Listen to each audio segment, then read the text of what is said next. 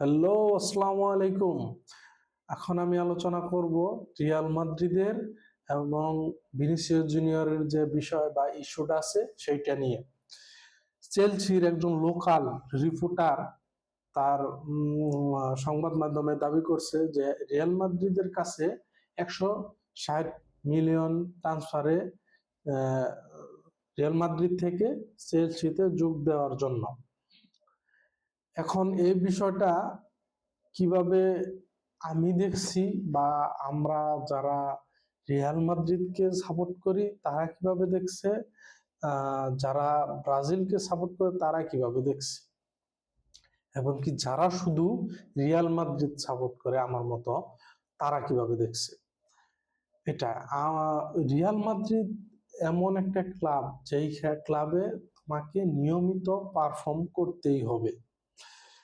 এই যে Real Betis আর Real Madrid ম্যাচে আমরা খেলাটা দেখলাম, সুন্দর খেলা খেলে রিয়াল মাদ্রিদের পারফরমেন্স। সেই ম্যাচেও কিন্তু ভিনির খুব একটা আহামরি ভিনি সুলভ আমরা পারফরমেন্স দেখি নাই সেই ম্যাচে। একটা উল্লেখযোগ্য খেয়াল করলে আপনি দেখতে পাবেন যে ভিনিসিয়াস জুনিয়র সাবি আলোনসোর কাছে খেলা চলাকালীন সময়ে অভিযোগ করছে যে গঞ্জালো গার্সিয়া তাকে বল পাস দিচ্ছে না, সেই কারণে সান্তিয়াগো বার্নাবু তাকে বোল করছে। আমি বলবো ভিনি, তুমি আমাদের অনেক ট্রফি জিতিয়েছ, অনেক আনন্দ বা অনেক তোমার সাথে আনন্দময় সময় উপভোগ করেছি। তোমারও একটা বোঝা উচিত রিয়াল মাদ্রিদ বোর্ড বা ম্যানেজারেরও কাজ আছে, প্রত্যেক প্লেয়ারও আলাদা আলাদা তাদের কাজ আছে। তোমার জন্য আমরা ভ্যালেন্ডিয়রে যোগদান করি না, বয়কট করি। তোমার জন্য আমরা আলাদাভাবে পাপা পেরেস জাভি আলোনসোর কাছে রিপোর্ট করেছে যে ভিনিসিয়াস জুনিয়রকে ভিনিসিয়াস জুনিয়র মতো থাকতে দাও। তোমাকে কিন্তু সবাই এখন পর্যন্ত ভালোবাসে এবং কি ওই জায়গায় রেখেছে, কিন্তু তুমি কি করছো দিন দিন? তুমি দিন দিন পারফর্ম এর নামে পারফর্ম করতে পারোনি। কার্লো আঞ্চলিক ভলেন্টিয়ার অনুষ্ঠানের পরে সিজন শুরুর থেকে তুমি পারফর্ম করলে না, সিজন মিড সিজনেও তুমি পারফর্ম করলে না। এমবাপ্পে আসলে পরেও আমরা ভাবলাম এমবাপ্পের সাথে লিঙ্ক আপে তোমাদের সমস্যার সমাধানের জন্য কিছু সময় লাগবে। এমবাপ্পে রিয়াল মাদ্রিদের সাথে অ্যাডাপ্টেড করে গোল করছে নিয়মিত। তুমি সেই সময়ও তুমি সেখানে পারফর্ম করতে পারছো না। তুমি জাভি আলোনসো আসলো, সেখানেও তুমি অভিযোগ করলে, সেখানেও পাপা পেরেস সমস্যা সমাধান করলো, তুমি সেইখানেও পারফর্ম করতে পারছো না। তুমি তাহলে পারফর্মটা করবে কোন জায়গায়? তুমি তোমাকে যে অপোনেন্টরা ক্রাই বেবি বলে, তুমি কি সেই দিকে যাচ্ছ না? তুমি কি সেই কাজটাই বারবার করছো না? তুমি আর বোঝা উচিত এটা রিয়াল মাদ্রিদ। তুমি অভিযোগ করছো তোমার সতীর্থ প্লেয়ারের নামে, তুমি পারফর্ম করছো না। তোমার এই শুরুর দিকে তুমি যখন রিয়াল মাদ্রিদ জয়েন করো তখন যে প্রবলেমটা, সেই প্রবলেমটাই আমি এখনো দেখতে পাচ্ছি। যে তুমি অনেক দিন ধরে খেলছো, প্রফেশনাল হয়ে যাচ্ছ, কখন ড্রিবলিং করতে হবে, কখন লিঙ্ক আপ প্লে করতে হবে, তুমি সেটা সিদ্ধান্তহীনতায় ভুগছো। কেন?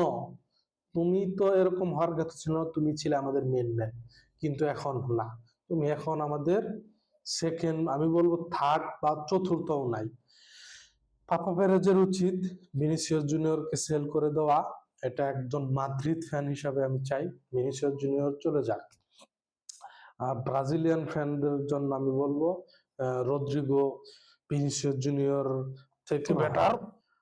তবে ভিনিসিয়াস জুনিয়র আমি চাই এই ট্রান্সফার উইন্ডোতে তুমি চেলসি বা অন্য কোনো ক্লাবে চলে যাও, তুমি সেখানে মেন হও, পারফর্ম করো, ভলেন্টিয়ার জিতো, তোমার জন্য শুভকামনা। আর এখন আমি কথা বলবো এফসি বার্সেলোনারে।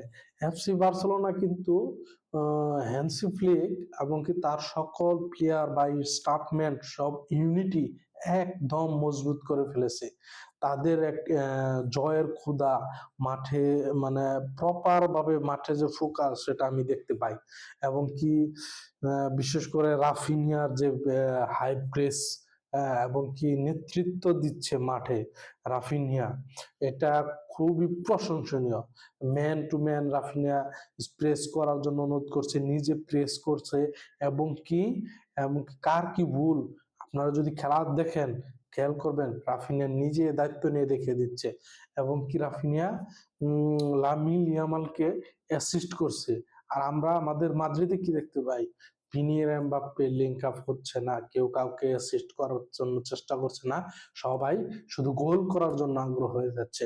আমি বারবার এই রিয়াল মাদ্রিদের সাথে চলে আসি, আমি চাই ভিনিসিয়াস জুনিয়র চলে যাক, ভিনিসিয়াস জুনিয়রের জায়গায় এমবাপ্পে খেলুক, গঞ্জালো গার্সিয়া আছে নাম্বার 9 হিসাবে, ওদিকে রদ্রিগো আছে সাবস্টিটিউট হিসাবে, ফ্রাঙ্কো মাস্তান্তোনো, আর ওই সাইডে আপনার আছে ব্রাহিম দিয়াস, আর্দা গুলার। আমাদের অসংখ্য কোয়ালিটিফুল প্লেয়ার আছে। ভিনি জন্য রিয়াল মাদ্রিদ না, রিয়াল মাদ্রিদের জন্যই ভিনি, এটা ভিনির মাথায় রাখতে হবে। রিয়াল মাদ্রিদই এমন একটা ক্লাব যে ক্লাবে সব সময় পারফর্ম করতেই হবে। আবার এফসি বার্সেলোনার প্রসঙ্গে, এফসি বার্সেলোনা তাদের প্রাইম টাইমে ফিরে এসেছে। তবে আমি খুবই আশাবাদী, যদি কালে তারা এই এই বছরে 25-26 সিজনেও যদি ইউসিএল না জিততে পারে বা ফাইনাল অবধি না পৌঁছাতে পারে, সেটা তাদের জন্য খুবই। ঠিক আছে, এই পর্যন্ত আলোচনা। ভিনির উপরে আমি খুবই হতাশ, অনেক ক্ষিপ্ত। ভিনিসিয়াসের যদি কোনো ফ্যান ভিডিওটি দেখে থাকেন তবে আশা করি আমাকে ক্ষমা করবেন। আসসালামু আলাইকুম।